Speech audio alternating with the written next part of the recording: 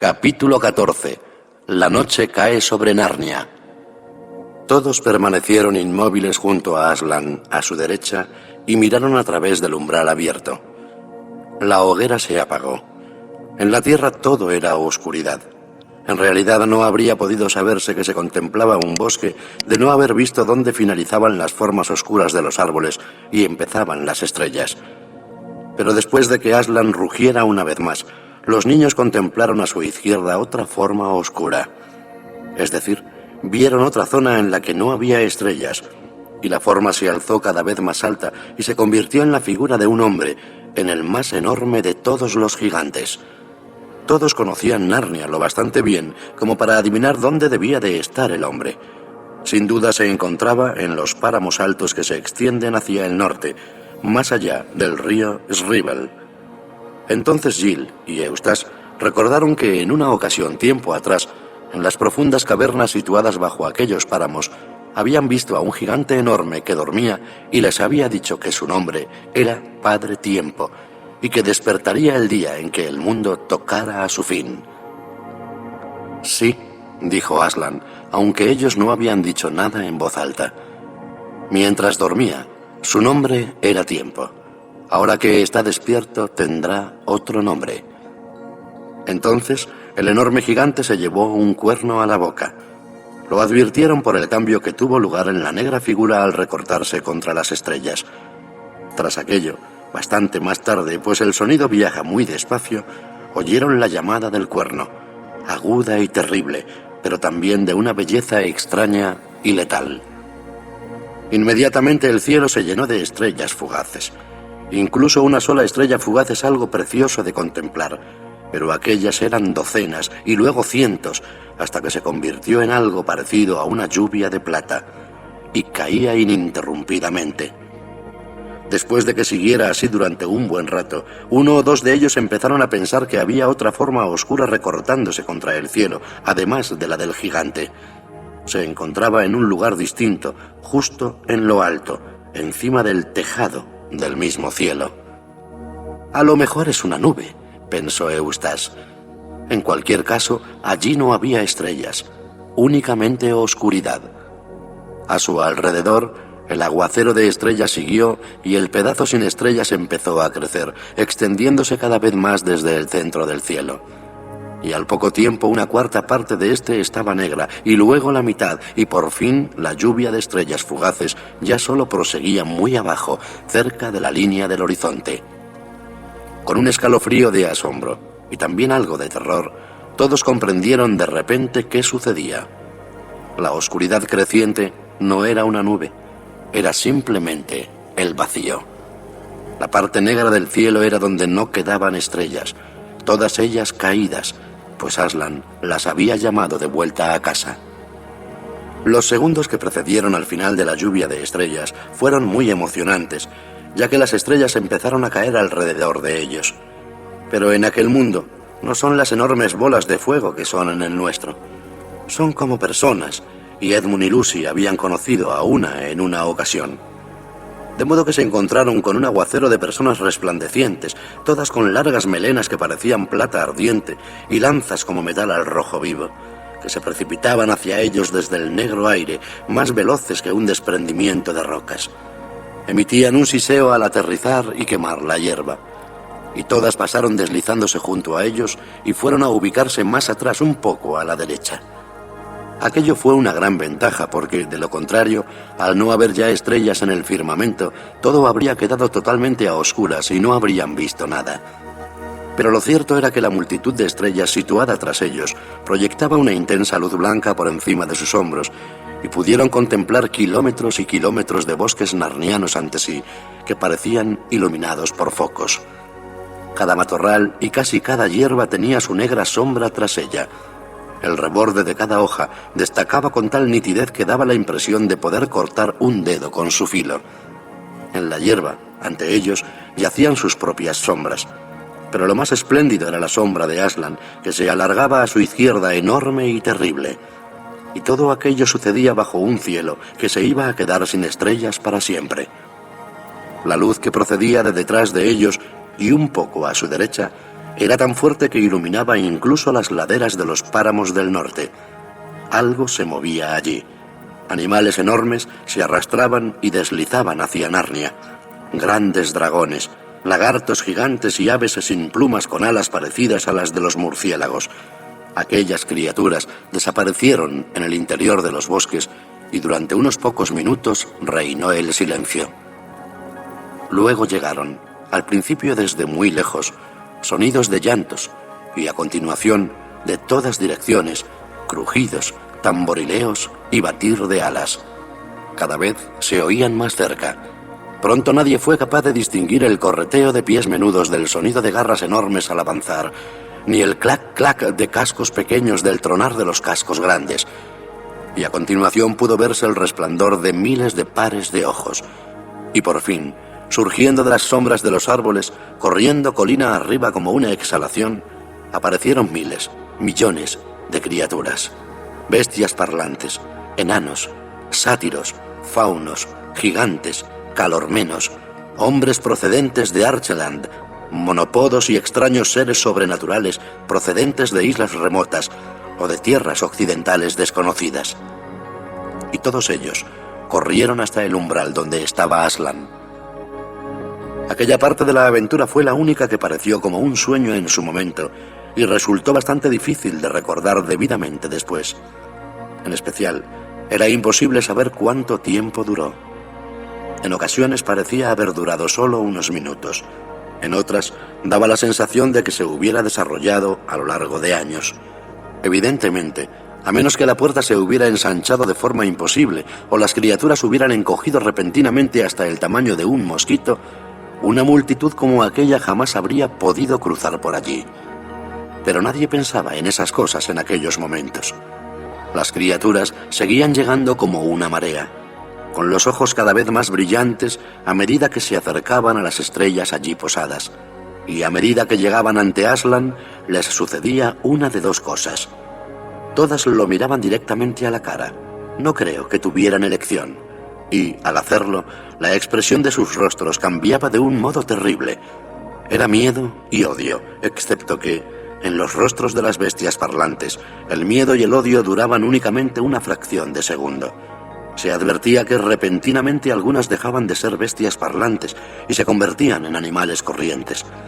Todas las criaturas que miraban a Aslan de aquel modo se desviaban a la izquierda del león y desaparecían en el interior de su enorme sombra negra que, como ya hemos dicho, se perdía a lo lejos a la izquierda del umbral. Los niños jamás volvieron a verlas. No sé qué fue de ellas, pero las demás contemplaban el rostro de Aslan y lo amaban, aunque algunas se sentían muy asustadas al mismo tiempo. Y quienes lo hacían entraban por la puerta a la derecha de Aslan. Entre ellas había algunos especímenes curiosos. Eustace reconoció incluso a uno de los enanos que habían disparado a los caballos, pero no tuvo tiempo de hacerse preguntas respecto a aquello, y además no era asunto suyo, ya que una gran dicha apartó de su mente todo lo demás.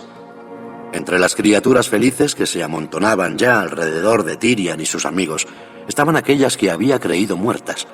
Vieron a Ronwit, el centauro, Perla, el unicornio, el buen oso y el buen jabalí, Sagaz, el águila, los queridos perros y caballos y Poggin, el enano. «Entrad sin miedo y subid más», gritó Ronwit, y partió hacia el oeste en medio de un galope atronador. Y si bien no lo comprendieron, las palabras parecieron provocarles un hormigueo por todo el cuerpo. El jabalí les dedicó un gruñido alegre y el oso estaba a punto de farfullar que seguía sin entender cuando divisó los árboles frutales situados detrás de los niños. La criatura marchó bamboleante hacia ellos tan deprisa como pudo y allí, sin duda, encontró algo que comprendía a la perfección. No obstante, los perros se quedaron meneando la cola y Poggin estrechó las manos a todo el mundo con una enorme sonrisa en su rostro de persona honrada. Perla apoyó su nívea cabeza sobre el hombro del rey y éste le susurró al oído. Luego todos volvieron su atención a lo que se veía por la puerta. Los dragones y lagartos gigantes eran ahora los dueños de Narnia e iban de un lado a otro, arrancando árboles de raíz y aplastándolos como si fueran ramitas de ruibarbo. En cuestión de minutos, los bosques desaparecieron.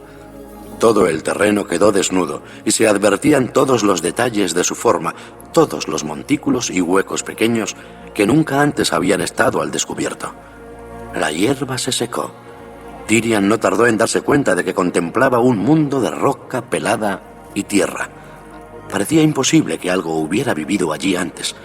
Los propios monstruos envejecieron, se acostaron en el suelo y murieron, y su carne se secó y aparecieron los huesos. Muy pronto no eran más que esqueletos enormes caídos sobre la roca inerte, igual que si hubieran muerto hacía miles de años. Durante mucho tiempo, todo permaneció en silencio. Por fin, algo blanco, una blanca y larga línea horizontal que brillaba bajo la luz de las estrellas que permanecían de pie, avanzó hacia ellos desde el extremo oriental del mundo. Un ruido general rompió el silencio, primero en forma de murmullo, luego de retumbo y después de rugido. Y a continuación pudieron ver qué era lo que se acercaba y a qué velocidad lo hacía. Se trataba de una espumeante pared de agua. El mar se alzaba, y en aquel mundo sin árboles se lo podía ver con absoluta claridad. Vieron cómo todos los ríos se ensanchaban y los lagos crecían, y cómo lagos separados se unían en uno solo, los valles se convertían en nuevos lagos, las colinas se transformaban en islas, y luego esas mismas islas desaparecían. Y los páramos altos a su izquierda y las montañas más altas a su derecha se desmoronaban y resbalaban con un rugido y un chapoteo en las aguas cada vez más crecidas. Y las aguas fueron a arremolinarse hasta el umbral mismo de la puerta, pero jamás lo traspasaron, de modo que la espuma chapoteó alrededor de las patas de Aslan. Todo fue entonces una masa líquida, desde donde ellos se encontraban hasta el punto donde el agua se unía con el firmamento, y afuera empezó a clarear. El haz de luz de un amanecer deprimente y catastrófico se extendió por el horizonte, y creció, y aumentó en intensidad, hasta que apenas advirtieron la luz de las estrellas situadas detrás de ellos. Finalmente salió el sol. Cuando lo hizo, Lord Digory y Lady Polly intercambiaron una mirada y asintieron levemente. Los dos, en un mundo distinto, habían visto en una ocasión un sol moribundo, y por eso supieron entonces que aquel sol también moría. Era 3 o 20 veces mayor de lo que debía ser, y de un color rojo muy oscuro. Cuando sus rayos cayeron sobre el enorme gigante del tiempo, también él se tornó rojo, y bajo el reflejo de aquel sol toda aquella inmensidad de agua sin orillas parecía sangre. Entonces salió la luna, en una posición totalmente errónea, muy cerca del sol, y también ella aparecía roja. Y al verla, el sol empezó a lanzar llamaradas enormes, como si fueran bigotes o serpientes de fuego carmesí, en dirección a ella, como si fuera un pulpo que intentara atraerla con sus tentáculos. Y tal vez era así, pues ella fue hacia él, despacio al principio, pero luego a mayor velocidad, hasta que por fin sus largas llamas la rodearon y ambos se unieron para convertirse en una esfera inmensa que parecía un tizón encendido. Pedazos enormes de fuego se desprendieron de él y fueron a caer al mar levantando nubes de vapor. «Acabemos ya», dijo entonces Aslan. El gigante arrojó el cuerno al mar y a continuación alargó un brazo que parecía muy negro y con una longitud de miles de kilómetros, a través del cielo hasta que su mano alcanzó el sol. Entonces lo cogió y lo oprimió en la mano igual que se exprimiría una naranja, y al instante todo quedó a oscuras. Todos, excepto Aslan, dieron un salto atrás al sentir el aire gélido que sopló entonces a través de la puerta, cuyos bordes estaban ya recubiertos de carámbanos. «Peter, sumo monarca de Narnia», dijo Aslan, «cierra la puerta». Peter, tiritando, se inclinó al exterior en la oscuridad y tiró hacia sí de la puerta, que chirrió sobre el hielo al moverse. Luego, con cierta torpeza, pues en aquel instante sus manos habían quedado entumecidas y azuladas por el frío, sacó una llave dorada y la hizo girar en la cerradura.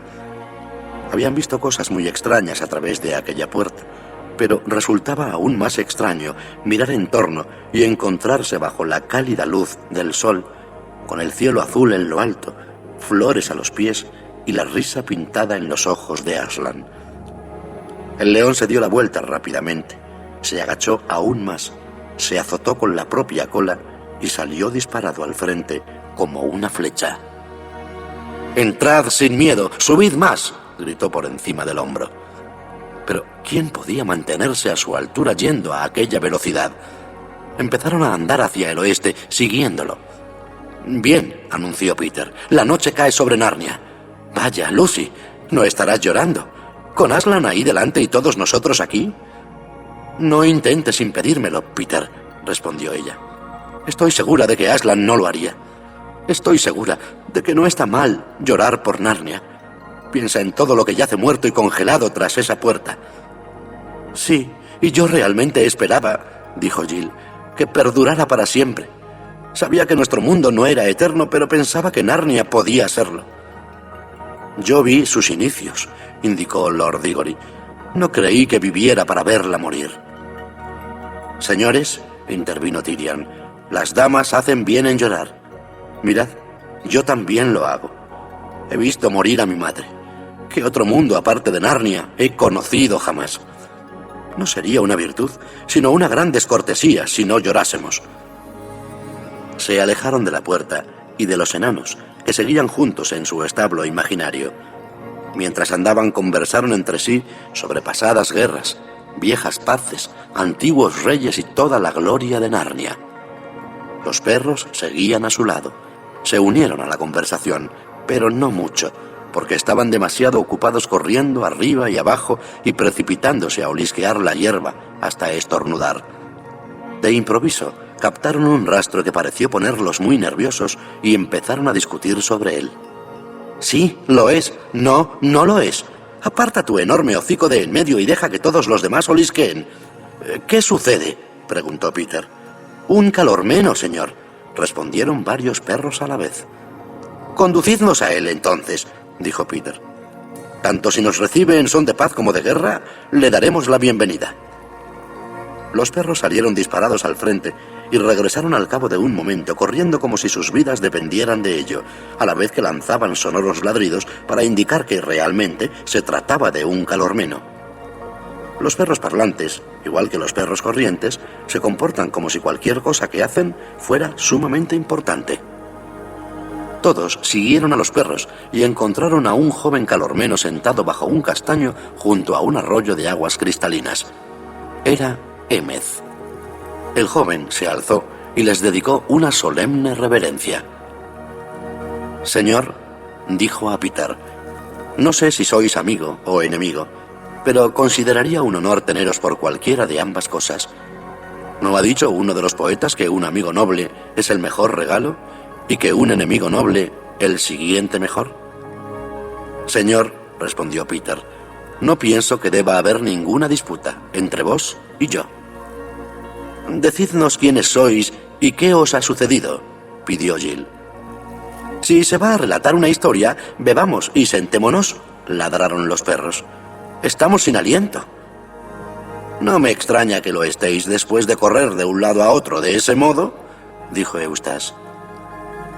Así pues, los humanos se sentaron sobre la hierba, y una vez que hubieron bebido ruidosamente en el arroyo, los perros se sentaron también, bien tiesos, jadeantes, con la lengua colgando ligeramente a un lado para escuchar la historia.